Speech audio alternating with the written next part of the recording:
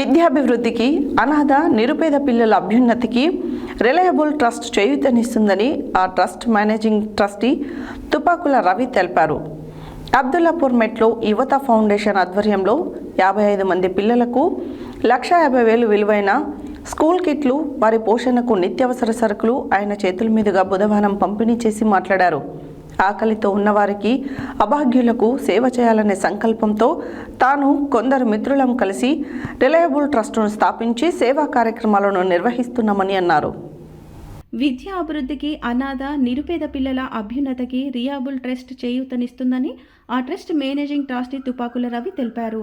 అబ్దుల్లాపూర్ మెట్లో యువత ఫౌండేషన్ ఆధ్వర్యంలో 55 మంది పిల్లలకు 150 లక్షల విలువైన స్కూల్ కిట్లు, వారి పోషణకు నిత్యావసర సరుకులు ఆయన చేతుల మీదుగా బుధవారం పంపిణీ చేసి మాట్లాడారు.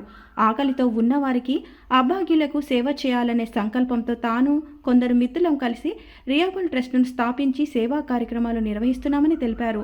ప్రభుత్వ పాఠశాలలోని విద్యార్థులకు స్కూల్ కిట్లు, కండరాల క్షీణత, కుష్టి వ్యాధిగ్రస్తుల కుటుంబాలకు నిత్యావసర సరుకులు, అనాథ ఆశ్రమంలోని పేదల పోషణ కోసం నిత్యావసర సరుకులు, నూతన వస్త్రాలు, దుప్పట్లు అందజేసినట్లు తెలిపారు. కోవిడ్ సమయంలో వేల మందికి ఆహార పొట్లాలు, ఆదివాసీ ప్రాంతాలలో వరద బాధితులకు పలు రకాలుగా సహకారం అందించామని వివరించారు.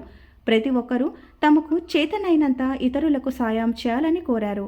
కార్యక్రమంలో యువత ఫౌండేషన్ వ్యవస్థాపకురాలు శోభారాణి, మాజీ సర్పంచ్ ఎం ప్రభాకర్, మహేష్ బాబు తదితరులు పాల్గొన్నారు.